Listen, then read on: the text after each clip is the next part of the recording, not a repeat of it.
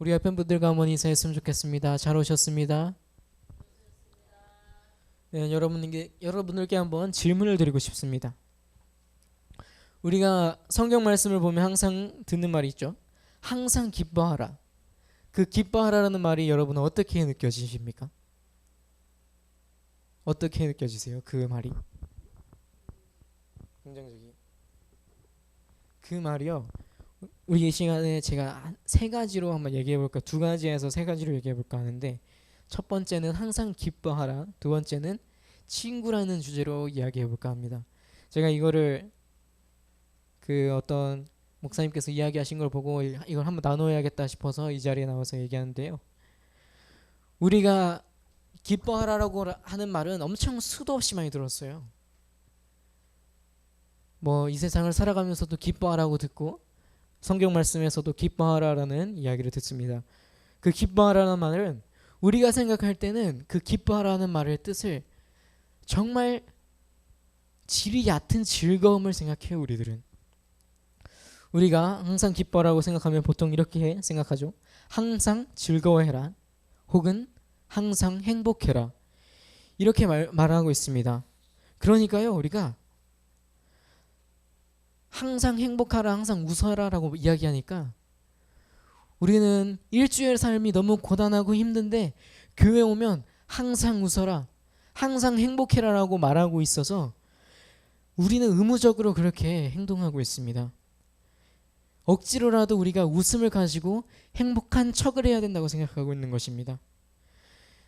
이 시간에 성경에서 말하는 행복하라라는 뜻의 의미를 정리하도록 하겠습니다.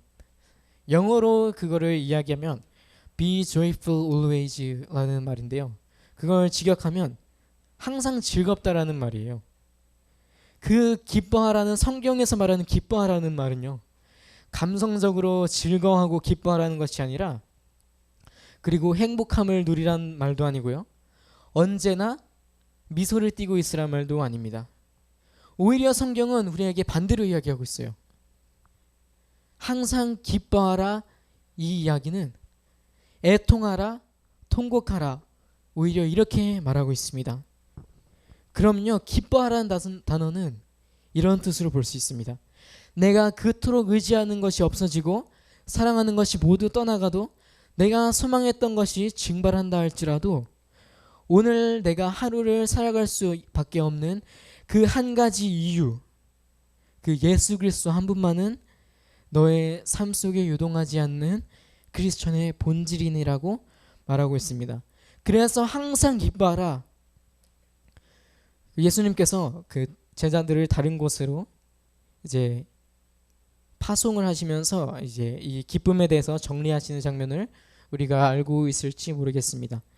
예수님께서 제자들을 전도 여행으로 파송을 합니다. 전도 여행을 마치고 제자들이 돌아와서 즐거워하며 주님께 이렇게 얘기합니다. 예수님, 정말 대단합니다. 내가 예수님의 이름으로, 주님의 이름으로 사탄아 물러가라, 사탄아 물러가라 이야기하니까 정말 마귀가 나가더라고요. 그 이야기를 듣고 주님께서 뭐라고 말씀하시죠? 너 그까짓 것까지 가지고 기뻐하지 마. 이게 무슨 뜻이냐면요, 번역하면 이런 뜻입니다. 오늘 마귀가 나간 거 가지고 기뻐하면, 네가 내일 마귀가 나가라고 했을 때 나가지 않으면 너는 뭘 가지고 살래? 다른 말로 우리가 이제 일을 하고 공부를 하게 됐을 때 우리가 이렇게 기도를 하죠. 하나님 아버지, 이 사업 성공할 수 있게 해주신 감사합니다. 내가 이 시험에 통과할 수 있게 해주신 감사합니다. 이렇게 내 기도로 이제 응답을 바라는 우리들의 모습을 볼 수 있습니다. 우리가 이런 기도를 하지 말라는 뜻이 아니에요. 하지만 예수님께서는 우리에게 이렇게 말씀하십니다.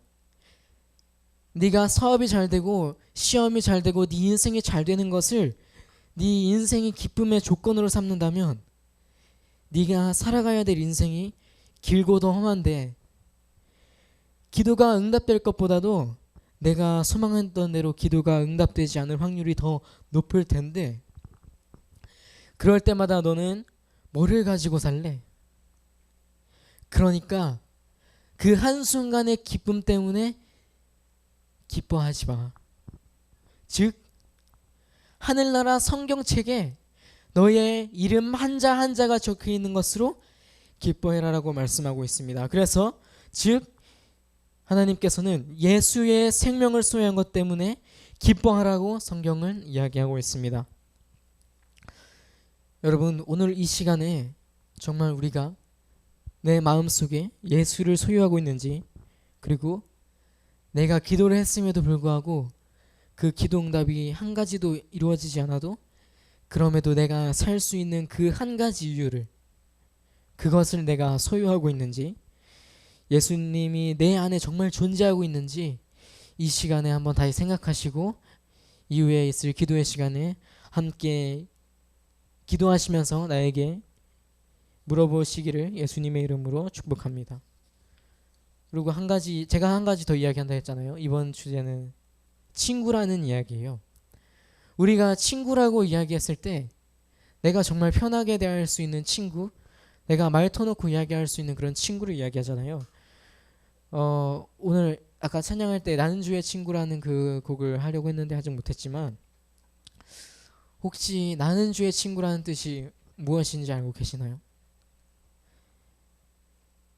이게 미국에서 이 곡이 작사 작곡이 되었을 때 영어로 하면 You are my friend and my Lord라고 이야기하고 있어요.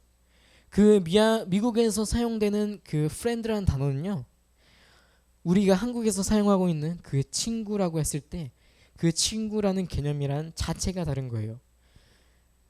여러분, 미국에서 사용하는 friend라는 단어가 어떤 뜻인지 아십니까?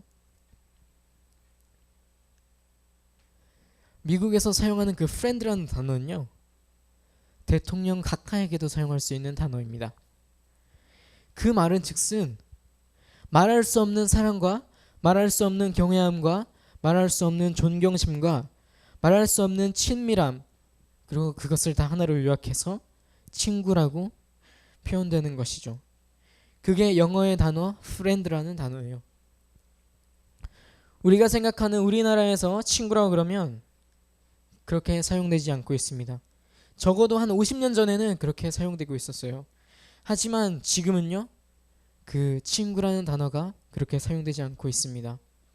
친구라 그러면 뭐죠? 아까 제가 말했던 것처럼 막대할 수 있는 존재, 마음껏 행할 수 있는 존재, 다 허물어 놓고 이야기할 수 있는 존재, 세상적으로는요, 술 한잔 먹으면서 싫은 이야기, 좋은 소리, 잡담까지 모두 할 수 있는 존재로 우리는 친구라고 이야기하고 있습니다. 근데 이것을 보고 사람들은 오해를 하고 있어요. 기도한다는 것은요, 아바 아버지라고 불러드리기만 하면 그냥 내가 박대도 되는구나, 내가 약속했다가 깨뜨릴 수 있는 존재, 그리고 내 스케줄의 편의에 맞춰서 마음대로 할 수 있는 존재라고 우리는 생각할 수 있습니다. 하나님도 그렇게 대해도 된다고 생각하고 있어요. 우리는 그것을 어느샌가 맞먹을 수 있는 존재라고 생각하고 있습니다. 여러분, 하나님을 두려워하고 계십니까? 하나님을 무서워하고 계십니까? 제가 몇십 년 전만 해도 주일에는 물건을 사고 팔면 안 된다 해서 정말 주일에는 편의점에서 껌 하나 사지 않았었어요. 성경에 이렇게 기록되어 있죠. 그 성일날에 물건을 사지도 말고 팔지도 말라고, 그 이야기 있던 것처럼 예전에는 그렇게 예수님을 무서워하고 그 예수님을 높이고 우리가 그 크리스천의 자녀임을 떳떳하게 표현하고 다녔지만, 지금 우리가 살고 있는 이 시간에는 주님을 무서워하고 주님께 나아가지 않는 우리들의 모습을 보고 있습니다. 그래서 여러분들은 하나님을 무서워하고 계신가요? 그리고 하나님을 경외하고 계신가요? 여기서 내가 어떤 신앙의 생활을 할 것인지 이곳에서 바로 정해집니다. 왜냐고요? 그분을 향한 무서움이 없는 사람은요, 내 죄에 대한 심각성도 없고요, 내 죄에 대한 심각성을 느끼지 않는다면 그 은혜도, 그 은혜에 있는 자체마저도 싸구려 은혜라고 볼 수가 있어요. 그럼 신앙의 가장 밑에 우리에게 받쳐주는 것은 이렇게 말할 수 있습니다. 거룩하다 거룩하다 거룩하다, 화로다 화로다 화로다, 내가 죽게 되었도다. 우리는 나는 부정한 사람이면서 부정한 사람들 가운데 살면서 만군의 여호와이신 왕의 배웠음이로다. 이렇게 막 두려워 떠는 모습은 우리의 삶의 모습에서 전혀 볼 수가 없는 것이죠. 우리 이 시간 이 자리가 주님께 간절히 나가고 새롭게 나가는 그런 여정의 시작이 되시기를 바랍니다. 그 하나님을 두려워하고 그 두려움을 회복하는 그 여정 속에 그 가정에 동참하시는 저와 여러분 되시기를 예수님의 이름으로 축복합니다. 그리고 우리가 아까 찬양했던 그 찬양의 가사에 보면 그 사랑, 날 위해 죽으신, 날 위해 다시 사신 예수 그리스도라고 우리가 이야기를 찬양을 했었죠. 그 찬양의 가사에 보면 아버지 사랑 내가 노래해, 아버지 은혜 내가 노래해, 그 사랑 변함없으신 성실하신 그 사랑, 그리고 그 다음 가사가 뭐죠? 상한 가을 때 꺾지 않으시는, 꺼져가는 등불 끄지 않는. 이거를 좀 풀어서 이야기하면 우리는 어떻게 살고 있냐면, 우리는 별로 가지고 있지 않은 그 능력을 가지고 이 세상을 싸워보려고 열심히 고군분투하며 살고 있어요. 그것이 우리의 인생의 현실입니다. 그런데 중요한 것은 하나님께서 우리에게 약속하십니다. 우리가 아까 불렀던 찬양의 가사처럼 상한 가을 때 꺾지 않으시고 꺼져가는 등불을 끄지 않는 그분이 우리 하나님이십니다. 진실로 정의를 시행할 것이라고 성경에 기록하고 있어요. 우리 보시면 이사야 42장 3절의 말씀을 보면 상한 가을 때 꺾지 않으시며 꺼져가는 등불을 끄지 아니하고 진실로 정의를 시행할 것이며 라고 이야기를 하고 있습니다. 죄인을 심판하는 것도 정의예요. 죄인이지만 이미 지불된 죄의 대가를 더 이상 이 사람에게 지불시키지 않는 것도 정의라고 할 수가 있습니다. 하나님께서 그 상한 갈대를 꺾지 않으시는 이유가 무엇이라고 생각하세요? 현실적으로 우리가 생각했을 때 그 상한 갈대는 꺾어야 돼요. 그 상한 갈대를 꺾어야 새로운 가지가 나오는 것처럼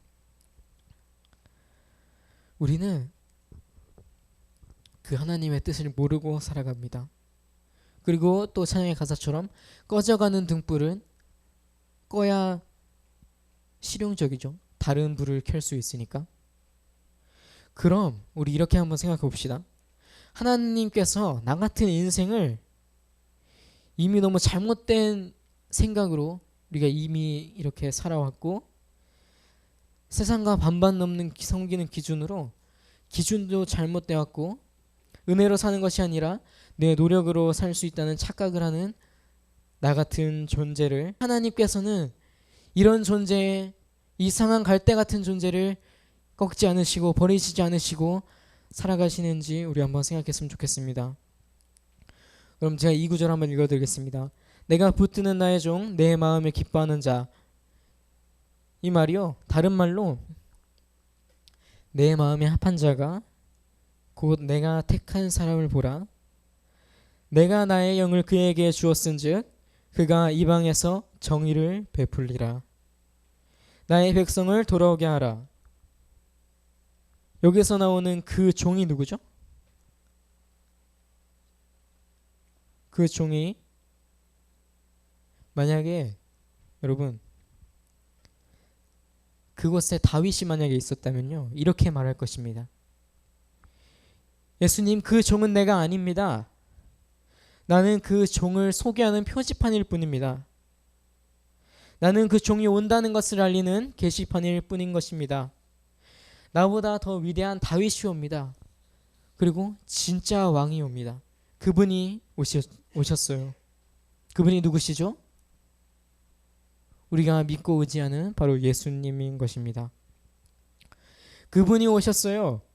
그분도 기름 부음을 받으십니다. 요단강에서 침례를 받으시고 기름 부음을 받으시고 올라오는 순간 하나님께서 이렇게 선포하세요. 이는 내가 기뻐하는 자요 사랑하는 자라. 다른 말로 이렇게 표현하였습니다. 내 마음에 합한 자라. 하나님의 마음에 정말 합한 종이요 나 대신 십자가에 달려 죽으셨습니다.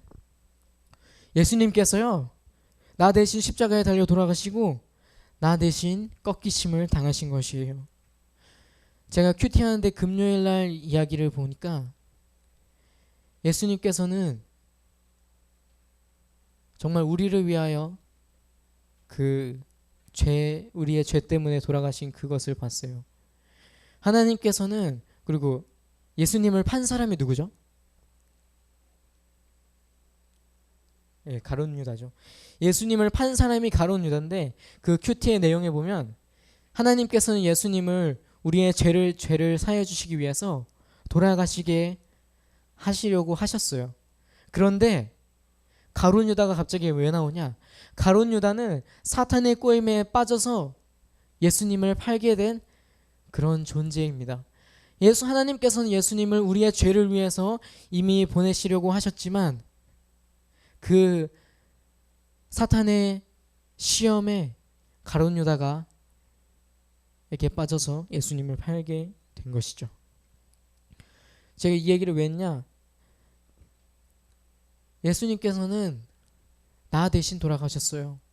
내가 꺾여야 하는 그 나뭇가지고 꺼져야 하는 등불이지만 예수님께서는 나 대신 우리의 사랑으로 인해서 십자가에 달려 돌아가셨습니다. 거기까지 나를 사랑하신 주님을 생각하시면 우리는 그렇게 살면 안 되죠. 우리가 그분을 바라본다면, 그 예수님을 바라본다면 그분의 눈동자 앞에 우리가 살아내지 않을 수가 없습니다. 이미 나에게 보이신 충분한 은혜가 있으신 예수님인데 어찌해야 우리가 그 사랑을 사모해야 안 할 수가 없죠. 우리 오늘의 믿음의 주인 주님께 간절히 나를 온전케 하시는 그 예수 그리스도를 바라보고 이제는 바른 기준으로, 바른 생각으로, 바른 신앙생활로 나아가셨으면 좋겠습니다. 우리가 하는 일반 신앙생활이 아니라 오직 주님께 나아가고 예수 그리스도만 믿고 그 하나님께 나아가는 기독교라는 종교생활을 하셨으면 좋겠습니다.